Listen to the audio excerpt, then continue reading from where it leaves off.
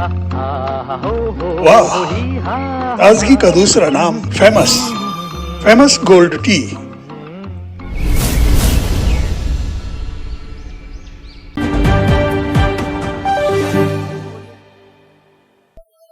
नमस्कार, जय श्री महाकाल। न्यूज मालवा के बुलेटिन्स में आप सभी दर्शकों का एक बार फिर से स्वागत है। आइए नजर डालते हैं आज की कुछ खास बुलेटिन्स पर।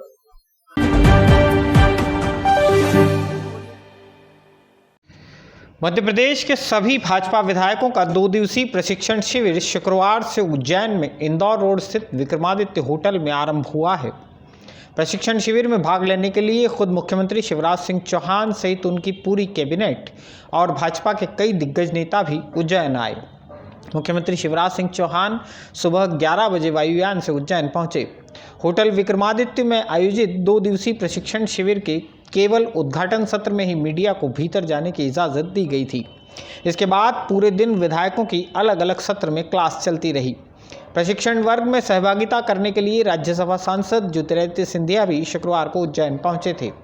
उन्होंने महाकालेश्वर मंदिर में भी दर्शन किए। बड़ी संख्या में वीआईपी की शहर में मौजूदगी की वजह से इंदौर रोड आयोजन स्थल और महाकालेश्वर मंदिर क्षेत्र में तगड़ी सुरक्षा व्यवस्था रही।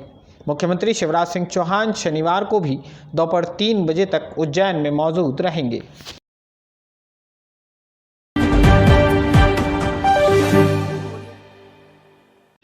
उज्जैन में भाजपा नेताओं का कुंभ और क्षिप्रा नदी के बुरे हाल।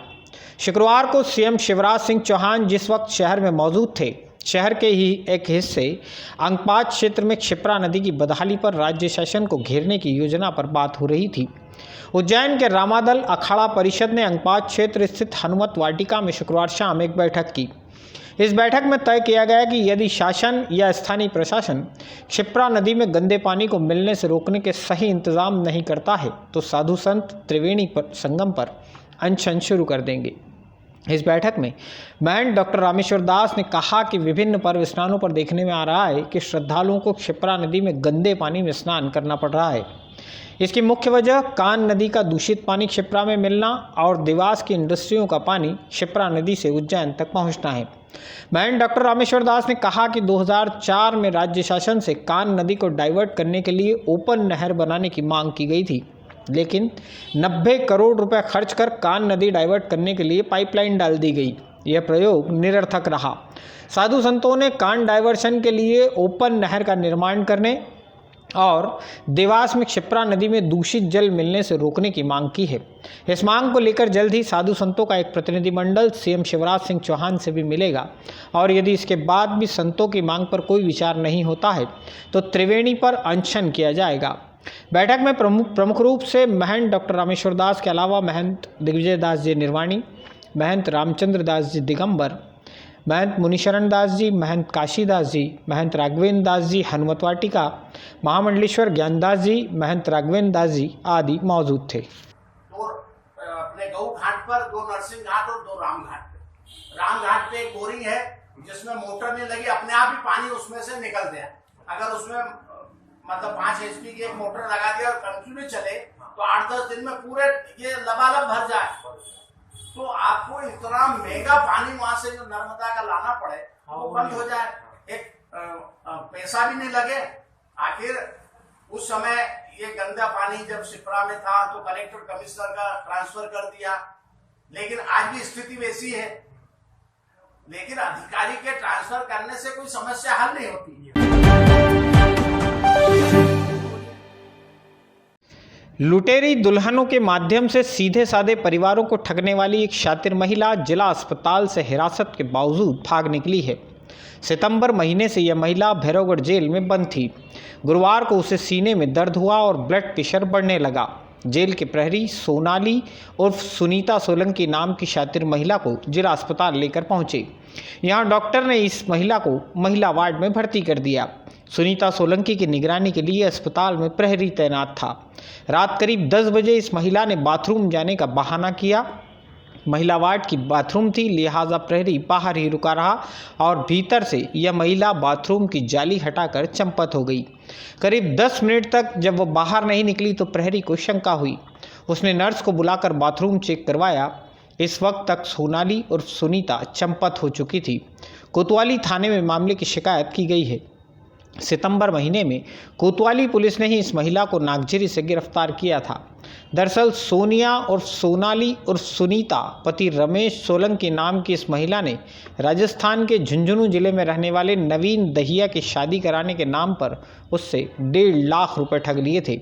13 सितंबर को कोतवाली पुलिस ने सरगना सुनीता और सोनाली को गिरफ्तार कर कोर्ट के आदेश पर जेल भेजा था।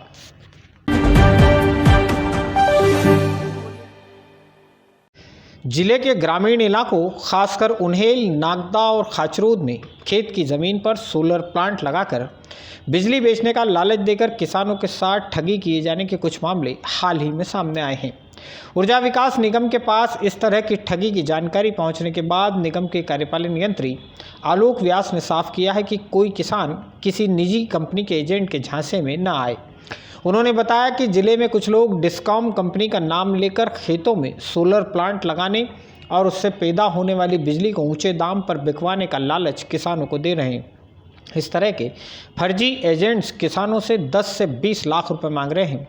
ऊर्जा विकास निगम के कार्यपालन यंत्री आलोक व्यास ने साफ किया है कि किसान इस तरह की कोई भी जानकारी सामने आने के बाद अपने स्तर पर तफ्तीश जरूर करें।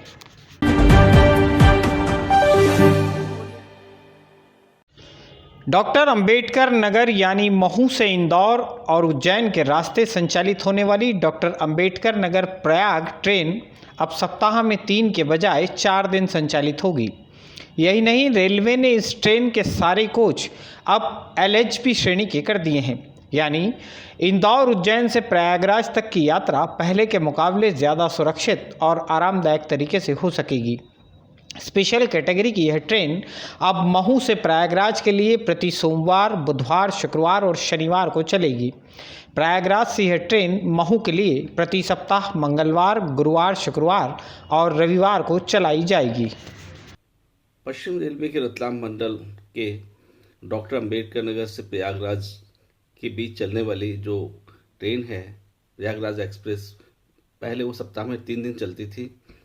12 फरवरी से उसको सप्ताह में 4 दिन किया गया है। यात्री सुविधा को ध्यान में रखते हुए काफ़ी डिमांडिंग ट्रेन थी और इसमें काफ़ी लोग जाना चाहते थे, तो भारतीय रेल मंत्रालय द्वारा ये डिसाइड किया गया कि इस ट्रेन को सप्ताह में 4 दिन चलाया जाए और ये गाड़ी डॉक्टर अंबेडकर नगर से सोमवार, बुधवार, शुक्रवार और शनिवार को चलेगी। इसके साथ में इस ट्रेन के अंदर आज के सबसे आधुनिक कोच LHP कोच भी लगाए गए हैं। मतलब इस गाड़ी का संचालन आज से LHP कोच के द्वारा किया जाएगा, जो बहुत ही सुरक्षित कोच है और जब ये गाड़ी चलती है तो काफ़ी आरामदायक गाड़ी होती है। तो कुल मिला के आज से ये LHP कोच के साथ में भी इसका संचालन किया जाएगा और ये सभी सुविधाएं यात्री सुविधा के तहत की गई हैं।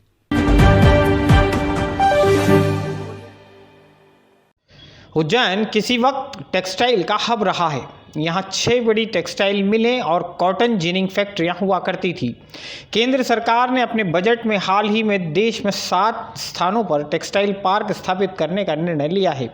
यही वजह है कि अब उज्जैन सांसद अनिल फिरोजिया ने केंद्रीय कपड़ा मंत्री स्मृति ईरानी को पत्र लिखकर 7 में से 1 टेक्सटाइल पार्क उज्जैन में स्थापित करने की मांग रखी है। इसके अलावा सांसद फिरोजिया ने रक्षा मंत्री राजनाथ सिंह को भी पत्र लिखकर देश में खुलने वाले 100 सैनिक स्कूलों में से एक की स्थापना उज्जैन शहर में करने की मांग रखी है। केंद्र सरकार कुछ दे न दे ये अलग बात है, लेकिन हमारे सांसद केंद्र से उज्जैन के लिए मांगने में कोई कसर नहीं छोड़ते।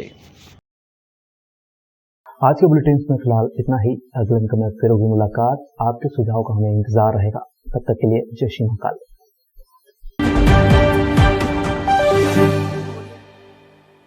साइकिल चलाओ जी भर के, जियो जी भर के।